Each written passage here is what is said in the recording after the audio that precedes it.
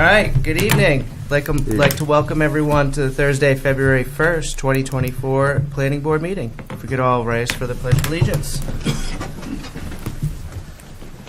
I pledge allegiance to the flag of the United States of America and to the republic for which it stands, one nation, under God, indivisible, with liberty and justice for all.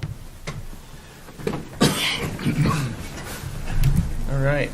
Introduction to board members. To my far left is Don Ganarelli, Jerry Graybill, Paul Amatucci, myself, Michael LaRue, Phil Roy, and Rick Raines. We also have James Bellissimo, the town manager, Terry Wilson, assistant to coding and planning, and Hannah Watson via Zoom for planner from SMPDC. All right, first things first is the public hearing for land use ordinance amendments. If anyone wants to come up and speak, feel free.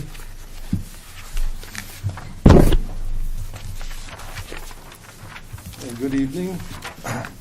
My name is Michael Wright, live at 103 Cemetery Road, and I'm on the Comprehensive Plan Review Committee and the Open Space Committee. So I want to thank the board and the planning department for keeping a good eye on our land use ordinance and interpreting it, and generally doing a pretty good job, I'd say. I'm happy to make some comments at this public hearing. Generally, I don't have a lot to say about the changes that are proposed. I would like to address the residential growth limitations.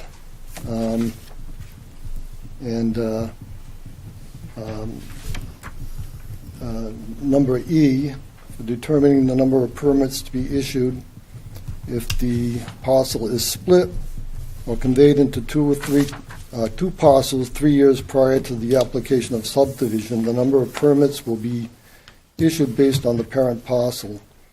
Each subdivision will be issued only in the changes from 3 to 4 permits per year, even if the parent parcel is located in 2 or more zones, including overlay zones, unless the subdivision is served by public water and public sewer. I think we all know that the growth rate in town is a concern to a lot of people. I get a lot of comments from folks saying that there are too many permits being issued.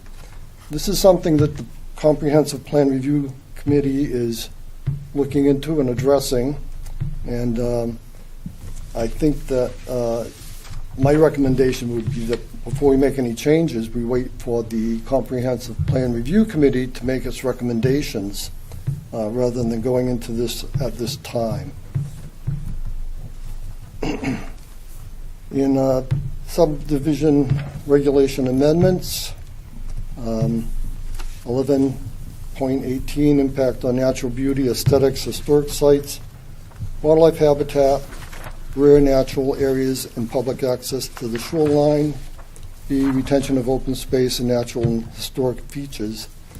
I would suggest that the number 4 read, the subdivision shall reserve no less than 15% of undeveloped land to provide for the recreation needs of the occupants and or to maintain the scenic and natural beauty of the area and or to protect habitats. I'd suggest that no less than 15%, because I think that you could be presented with a case where it might make sense to preserve more than 15%. Maybe you have a proposal where there is a important wetland, critical habitat that is 20% of the property, and it would make more sense to protect the entire wetland than just 15%. Also, when you're considering wetlands, it's also important to have upland buffers to protect the wetland as well. And I'm also concerned about what the mechanism for enforcing this is. I'm on the board of directors of Great Works Regional Land Trust, And we have worked with planning boards in towns and developers protecting conservation land for subdivisions.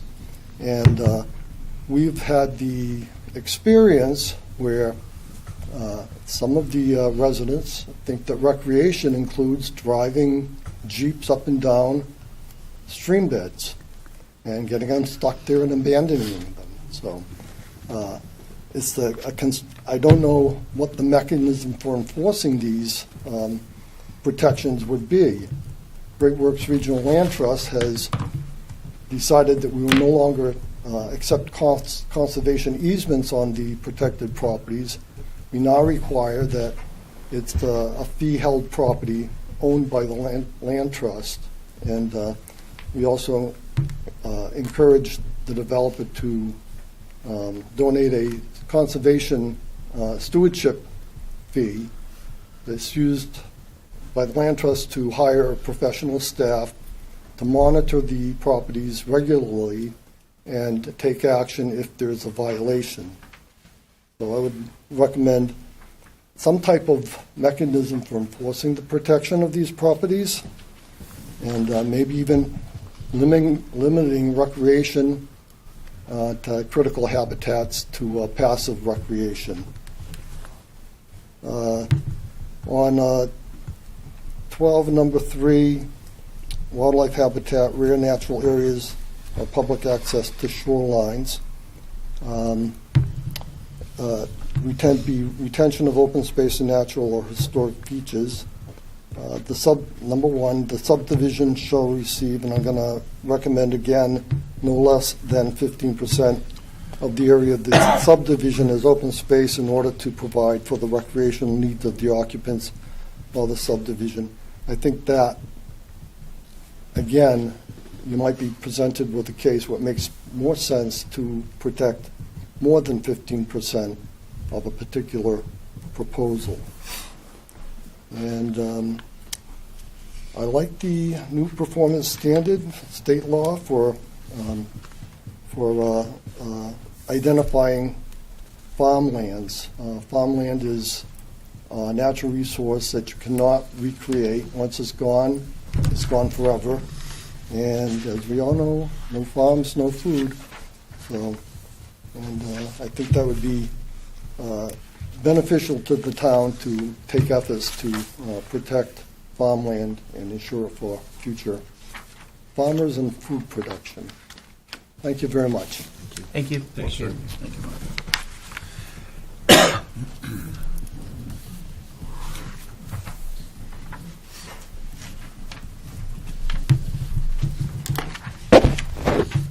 Hello, I'm Pat Beauvert at 6 Country Lane, and I was excited to see that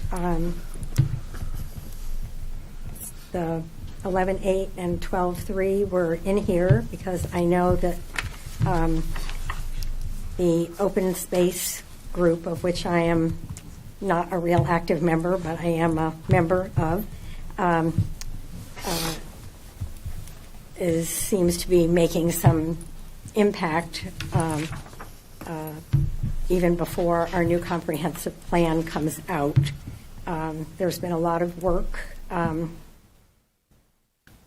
since the comprehensive plan groups are meeting, and I know the plan, I don't think, goes through until 2025, but there are a lot of changes that we want to make sure do not go against the comprehensive plan that exists today. And then we'll wait and see what the people vote on in 2025. So my biggest concern is the growth, 6.3.1. So to me, there are two things going on in this change. One is just a clarification for something that has been on the books for 20 or 30 years, and that was that each subdivision shall be issued a certain number of permits per year. It was 3. And I think it's great that that was clarified rather than to be each zone, because originally that was not the intent. The intent was for each subdivision to be issued 3 permits per year. So I'm very happy to see that you've decided to clarify that. Until I know this, you're planning on rewriting this whole part, right, 6.3.1.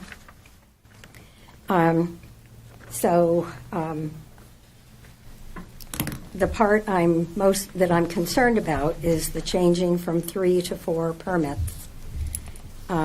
I feel that at this point, having the comprehensive plan that we have now, that is championing the rural character of Berwick, and I think the future comprehensive plan is doing that also, that I feel like raising the number of permits for development is actually against the comprehensive plan as it exists today. I was concerned because I feel like all these groups now are working toward our new comprehensive plan to improve that, and then present it to the people to vote on. We have spent a lot of money with Southern Maine Regional Planning. There's been grant money and town money that's been used for that. Like I said, as being a member on some of these committees, the emphasis is to ensure the rural character of Berwick, which seems to be what's special about Berwick. And we want to make sure that that continues. So I feel like all of this effort is being spent to support the rural character of Berwick. And then I feel like when I watched the planning board meeting, because I wasn't there, I watched the planning board meeting where this was decided to change this to 4 permits. I feel like the planning board, it seems this would speed up development by increasing the number of permits. And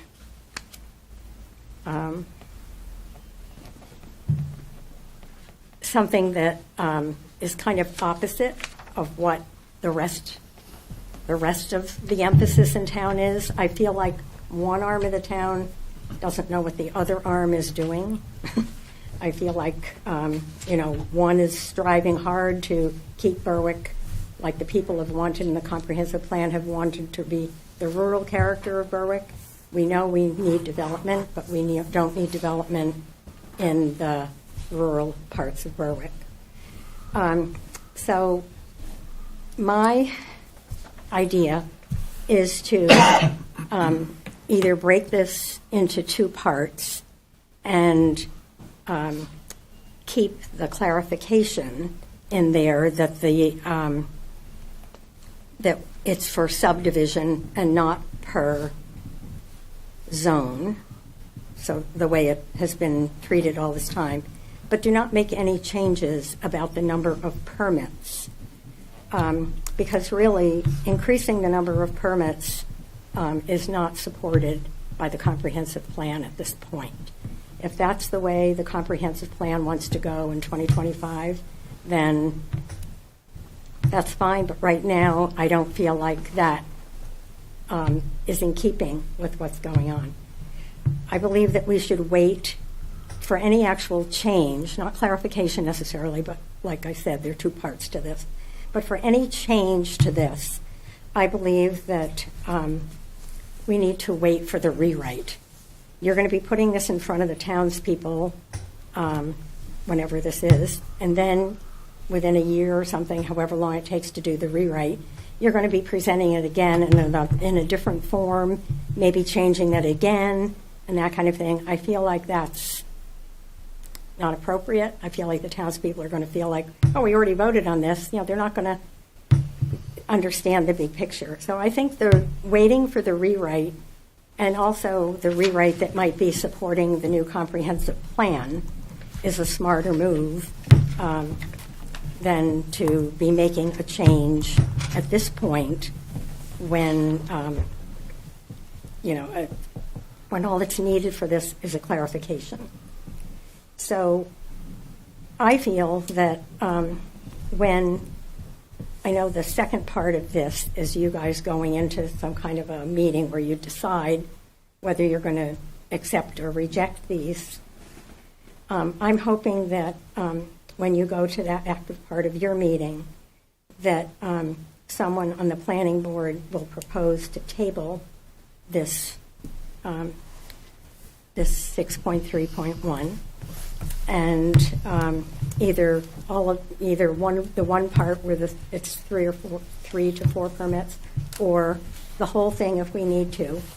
And I think if someone votes to table, you all have to vote on that, and that's okay. That's the way things work. But in that way, if you table this, then you will be waiting for the rewrite, which I think will express more what the town wants for the future growth for a residential growth limitation. I feel like it's something that requires a lot of thought, and I think maybe this going from 3 to 4 was done, for one purpose, but I think it can end up creating more permits than originally planned for our future, and we don't know when the rewrite is going to be. So based on the 1982 state law that says that all land use ordinances must conform to an approved comprehensive plan to be enforceable, I feel like this 3 to 4 permits is asking for a change that is not consistent with our comprehensive plan because it allows increased development because it allows for increasing the amount of development. So when the town votes on the new comprehensive plan, then we will need to see if the change and a change like this in the ordinance would agree with the new comprehensive plan. So as of right now, I feel like it is not something that the comprehensive plan supports, and therefore I don't think it should be changed until the rewrite, when it can be thought out entirely. Sorry if I did a lot of repeating. Thank you. Thank you. Thank you.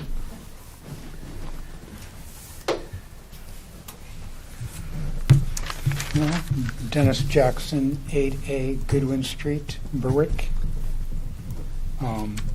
And thank you for holding this meeting and trying to make our land use ordinance more of a living document than just something on the shelf. I also want to speak to item 6.3.1E, and along with Michael and Pat, I agree that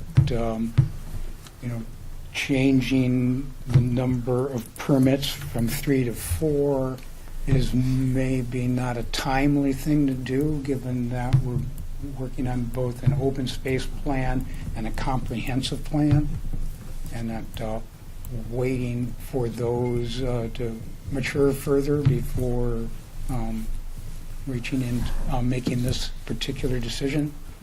I think it's just fine about the clarifying about whether it's in 2 or more zones.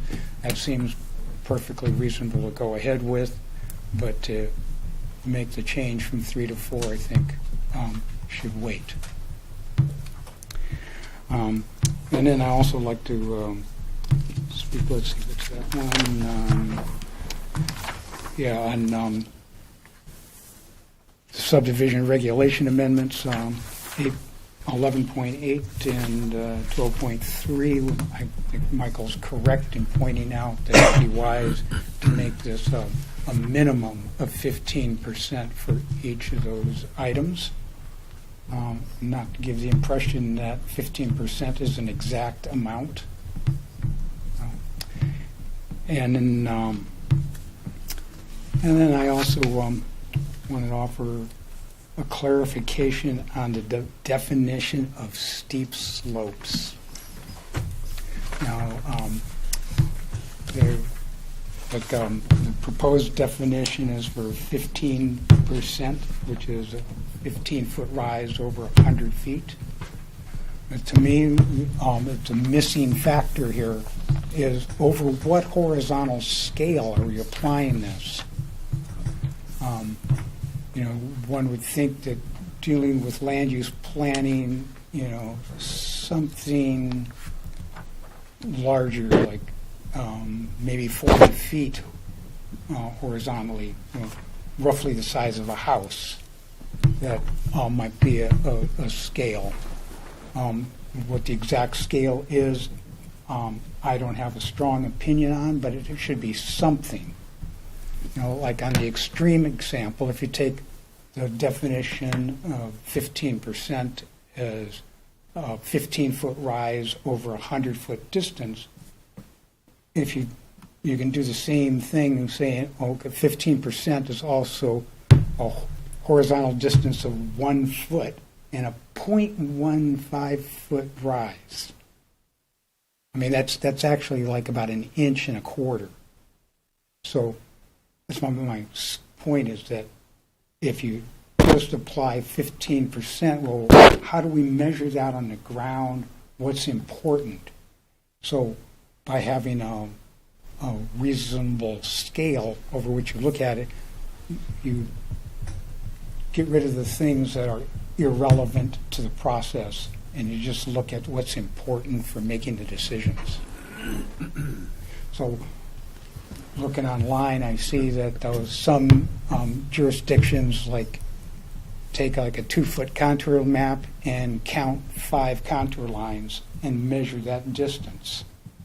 So 5 contour lines on a 2-foot map, that's an 8-foot vertical rise, and the number works out to be 53.3 feet. That would give you a 15% slope. Or you could have 4 contour lines, which would give you a 6-foot rise, and that would work out to 40 feet. So something along that line, I think, should be in the definition to make it more workable, and that a surveyor would know what to do with it. And that's my comments. Okay, Thank you. Thank you, sir. Thanks.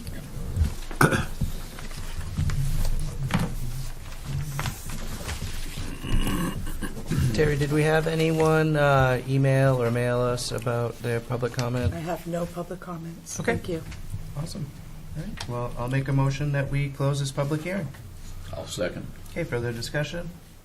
All in favor? Okay, public hearing is closed. Next is the first public comment.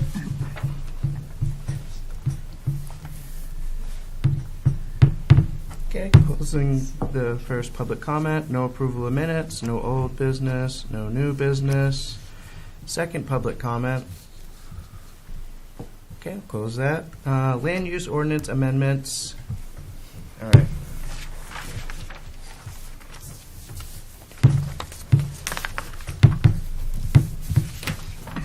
So I guess we'll start with 11.84, no less than 15%. Should we add the no less for that and the 12.3? I mean, No less or a minimum of. I think either or works. Just Okay. decide which one we like better. I think a minimum. That way, Minimum of. if you say a minimum of, it kind of plants that seed that you would like to see more. I think it's a little more forward-leaning okay. than saying no less than. Yeah, I like minimum of. Yep. Point well taken. Does it require a motion, or we can just draft it? Yeah, we can. We'll just Okay. go through the whole thing. Okay, great.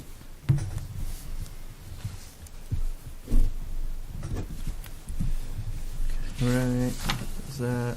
And then comes down to the 3 or 4 permits. So the idea of the changing of the 3 to 4 permits was to basically, with a minor subdivision, it's 4 lots. So we're trying to update that so if with the infrastructure that's needed, instead of having 3 lots being developed and then the infrastructure could be basically on hold for the 4th lot, this kind of ties it all together so they can be all one and done instead of having to wait the next year to build that infrastructure and that 4th lot. And I do recall that discussion, and based on some testimony provided this evening, I think we need to be really sensitive about not disenfranchising some of our folks who are working very hard on the comprehensive plan. And I do agree that they should be working in parallel and not conversely.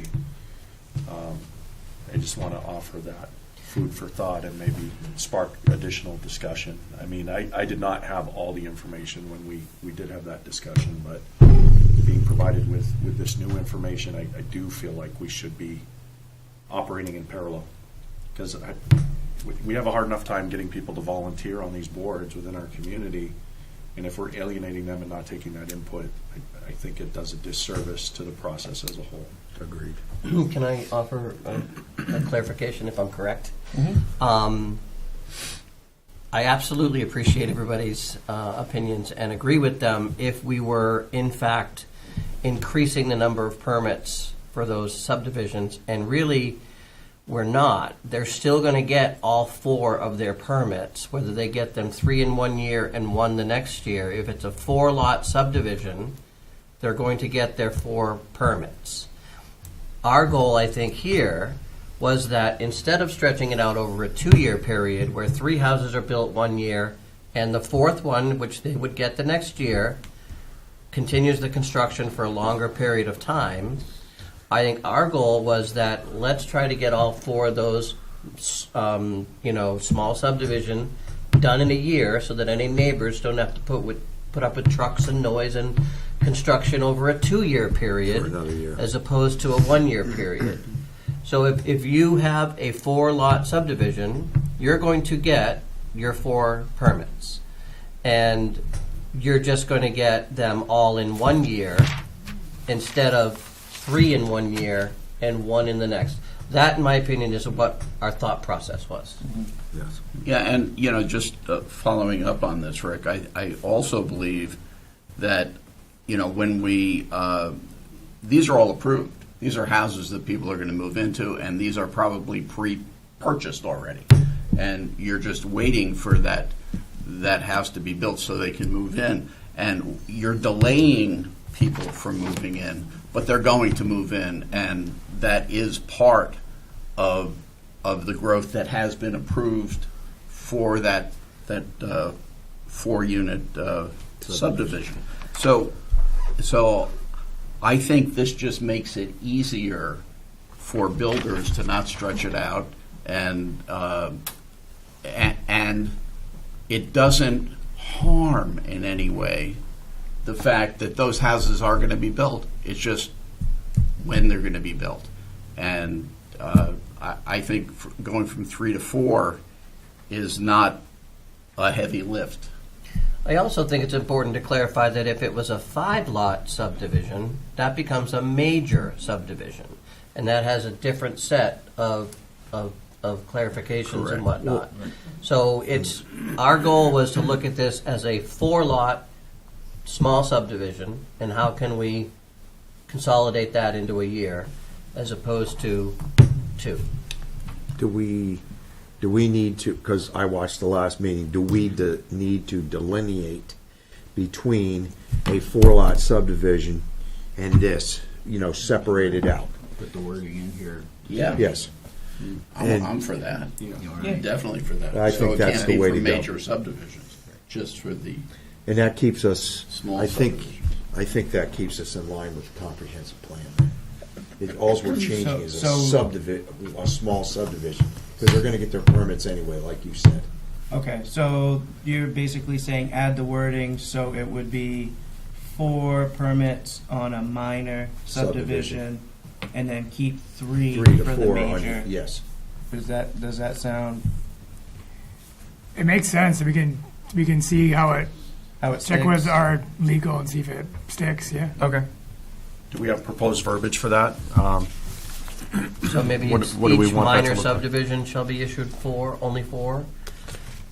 We're up to 4. Or up to 4? Yeah. And then major subdivision Would stay with 3 per year? Yeah. Yep. Yeah, And that way, that Which is would, where it is now. Right. yeah. Yep. Yes, The other part just clarifies. I think sometimes there might be some confusion on, they're allowing more permits than they should. It's really, the permits are going to be issued no matter what. Right. It's a Right. matter of when they get issued. Exactly. Well, to play devil's advocate on that notion, I would say, in alignment with the comprehensive plan, just hearing what our townspeople are saying to us, yes, is it more administratively arduous on the builder? Certainly. Would it possibly have a developer, they're going to gear up to build these 3 houses, and if they have to go back in a year to gear up again, that is a natural check valve for slowing growth, which is, I think, what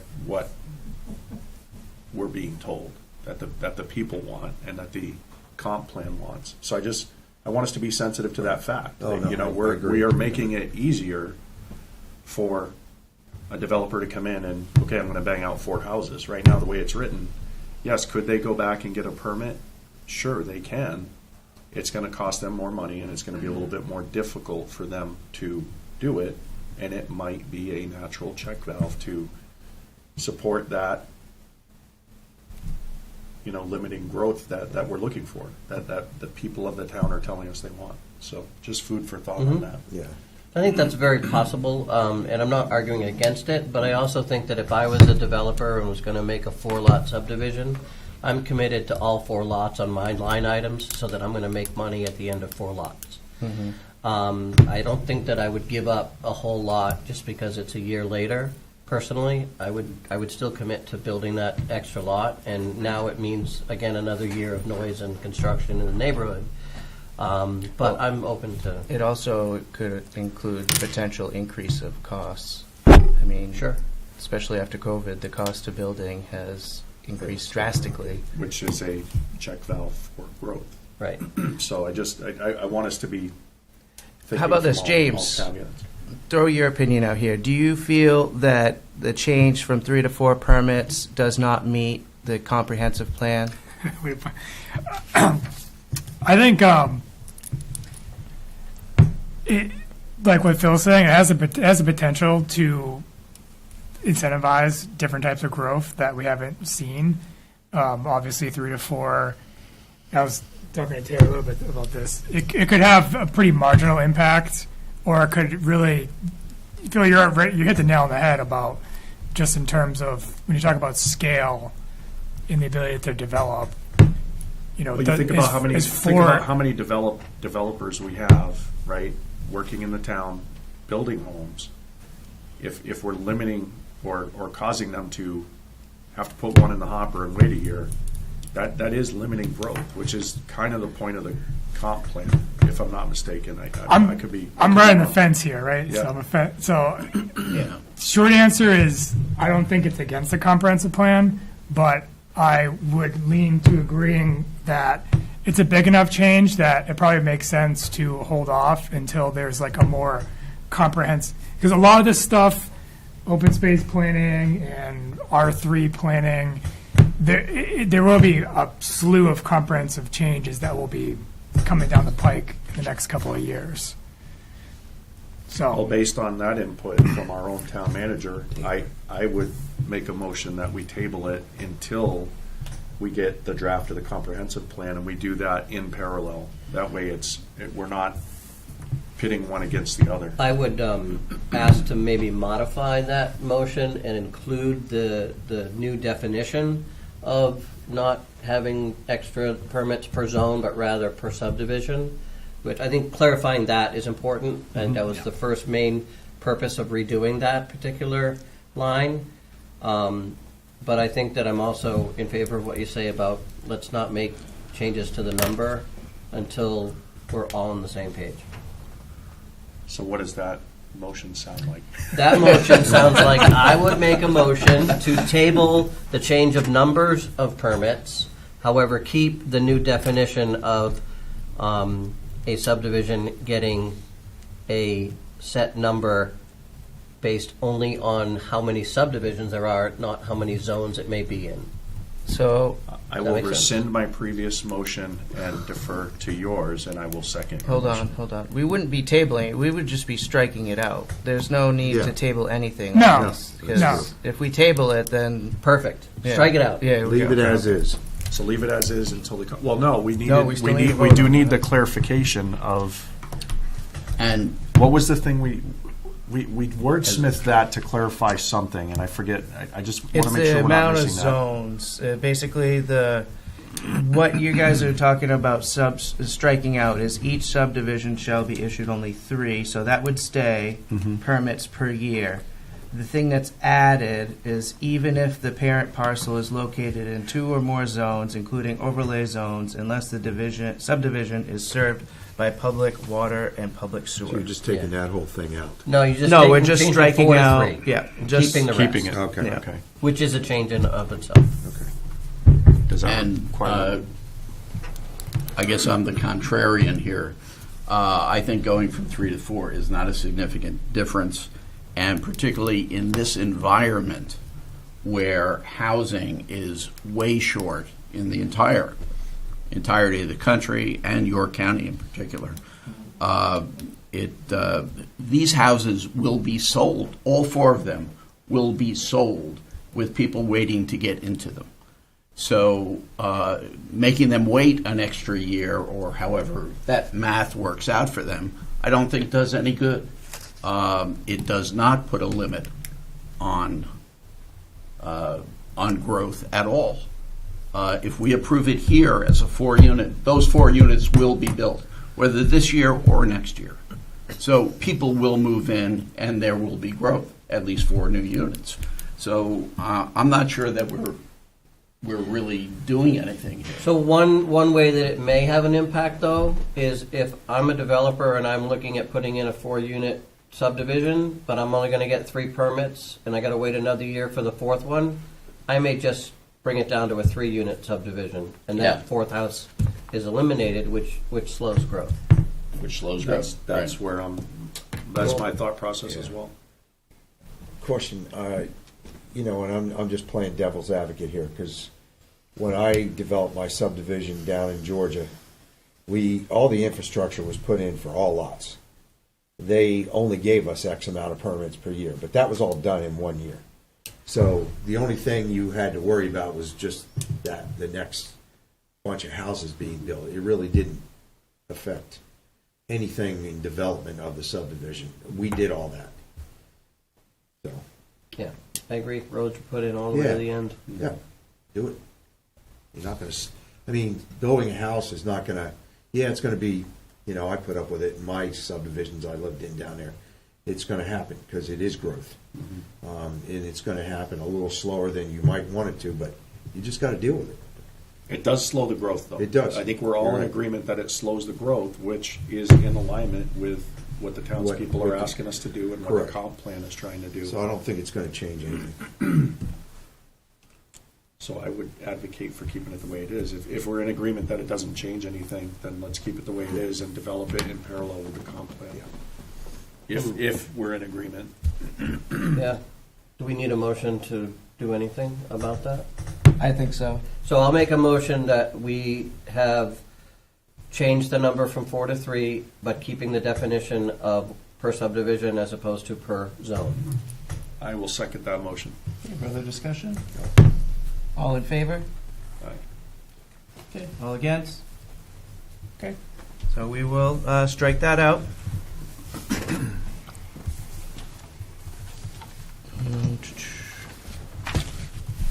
Then the next is the steep slope definition.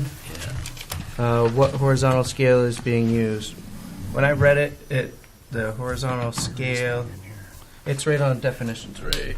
Oh, there we go. Yep. James, do you have any input to add on that? It's way over my head. But Yeah. I don't, to be honest with you. I don't.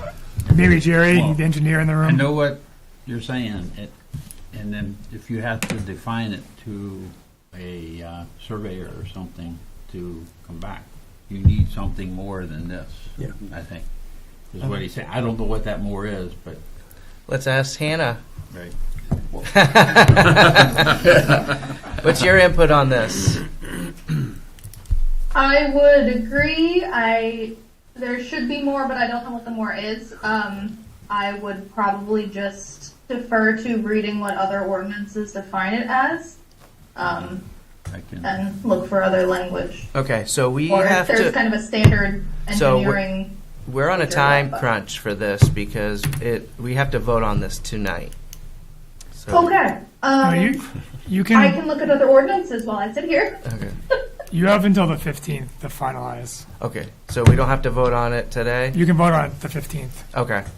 Do we have a town engineer that could chime in, that we We could? could probably find whether it's like a planning dictionary I or. can. We We got can do a little civil research. engineers in our office. I can ask them tomorrow how they see this and what their definition is, and send that around to everybody I just like to look that. at. How's Yeah, that? that's a great We'll send idea. it to I like Irish it. and Terry, and then they can disperse it. Okay. Okay. Let me see what I can find tomorrow. Okay. Very good. All right. Well, I guess we're not voting on it tonight then. Yep. Jerry. Back on this, they asked about enforcing this. Oh, yeah. So We want to add something. what? So, question about enforcement of the protection of recreational land. I know one of the mechanisms is there's homeowners associations that are responsible. In some cases, it's, if we need to protect open space, it's code enforcement. But I think this opens up a whole nother discussion that we're probably not ready to have. That's much more involved in terms of the use of the open space. So we should work on that for the next vote. Yeah. Is what you're saying? Yeah. Okay.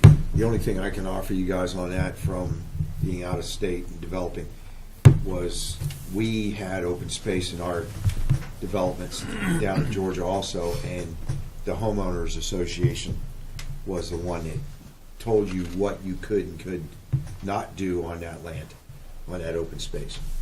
And usually that's where they come into play. Okay. I think you'll see some recommendations from the Open Space Committee as well, of some of those mechanisms on recommended uses, restrictions, enforcement, maintenance. Okay. Yeah, I just wanted to say, I imagine that it can get convoluted because number 12.3 also talks about public access to a shoreline. If that's in open space, like what's private, what's public, who gets to decide what, and if the Open Space Committee takes all that into consideration and has input for us, then I think we wait for that.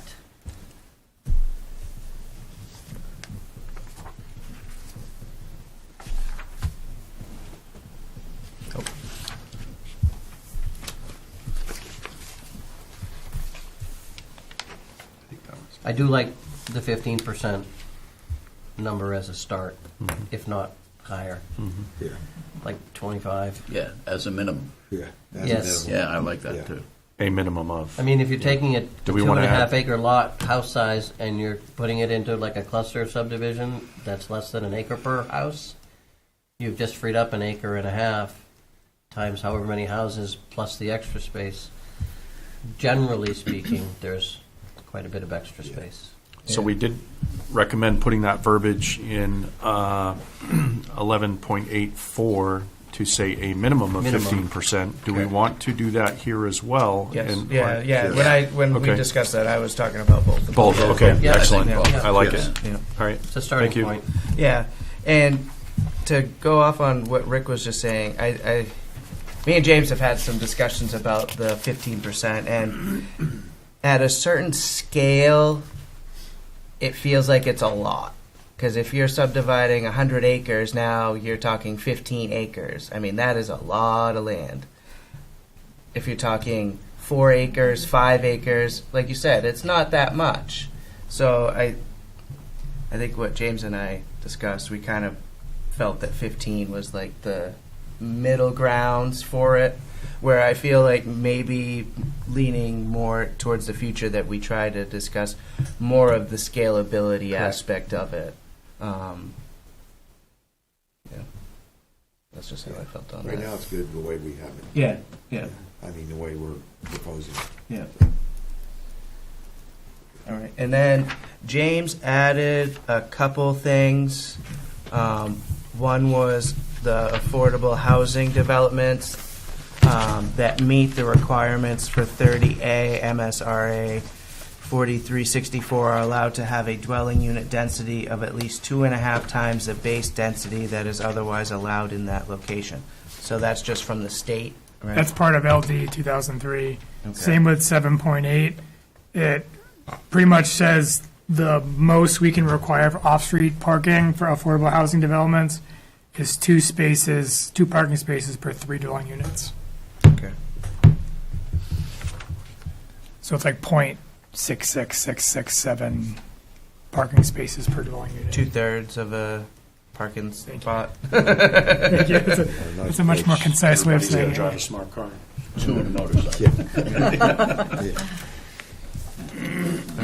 And then, Scooter. so it was those 2 things, and then that was, and they added affordable housing in the definitions, is just see definition on 30A MSRA Yeah. 4364. Just references the law in case they decide to change the definition. Mm-hmm. Okay. Yeah. I guess moving on, informational items. So we're okay on utility poles. Oh, yeah, sorry. Back to the land use ordinance. Utility poles, it was changed to commercial signs are not allowed on utility poles. That would be enforceable by code enforcement. I like that. I mean, CMP owns those poles anyway, so we shouldn't be, they don't want anything on those poles anyways. And non-commercial items like yard sales and stuff like that, I feel that, usually the people take them off, but sometimes they stay a little bit longer, but they still fall off pretty easily. So, are we okay on Sweetser Street with the speed bump sign on the utility pole? Yeah, I think it's mostly about commercial business. Business Yeah, signs. yeah, Okay. like lawn care Yeah. signs or the solar signs or just examples. Well, we need that sign, trust me. Or you could just put a post in. For a post and a sign. Well, Yeah. we can do that if we need to. Yeah, the town could do that, Yeah. right? Well, the reason, Make it comply. yeah, part of the reason they didn't is because I brought up a point with the gentleman that lives in the house right there, has a fence up right now on his lot line, and you would not be able to cut the grass back there on the other side of it if you put a sign pole up. But we could always put one up right in front of the pole if we needed to be. Yeah. And we'd be fine. But I think for now, as long as nobody says anything, I think we're fine. Okay. And then, James, do you know if the town attorney, has he looked at this? Not yet. Okay. No. All right. I was just going to ask about the illuminated vehicle mounted signs. I mean, I just want to make sure it's okay. I don't know if he's going to. Yeah, it's just we're talking with Irish. We'll see if we can do it. Okay. If it's a parked illuminated sign, does it fall under land use? It might. Right. But we'll confirm that. I think, maybe add the verbiage when it's parked at, For more than 10 minutes. or when it's parked at the actual store Business. or the business that it's located at. Yeah, Right. I think even then, though, like the Domino's guy will pull in, run inside, get the next order, come back out and leave again. He's there 3 minutes. Does he have to turn the sign off and turn it back on? Maybe. If Yeah, we're, you're right. Sometimes it's 3 minutes. sometimes it's an hour. Sometimes it's an hour. And at that point, there's no other businesses in the downtown area that have any lit up signs. Yeah. I mean, at that point, if they're allowed to, then let's say Bad Wolf Butcher, they put it on their cars that they want illuminated signs on their cars, and Right. then Well, if you go there, Primal if you- Fitness wants it on theirs. But if and- you go to Portland or Boston, right, they can't have billboards, so what do? They got those big trucks that drive around with the mobile billboards. Right. Yeah. So I think, in my opinion, that is probably a loophole somewhere that we would not be able to legally enforce. Yeah. I could be mistaken, Yeah. but Well, we'll see. We'll see what Phil says, and we'll go from there. Right, yeah. And next meeting, we'll talk more about it. Sounds good. It has to be enforceable as well, so when you talk about minutes, 10 minutes versus 30 minutes. Right, who's going to keep track? Yeah. Well, I mean, think about it this way. It's just like our sound ordinance. That's a 15-minute consecutive sound that has to happen.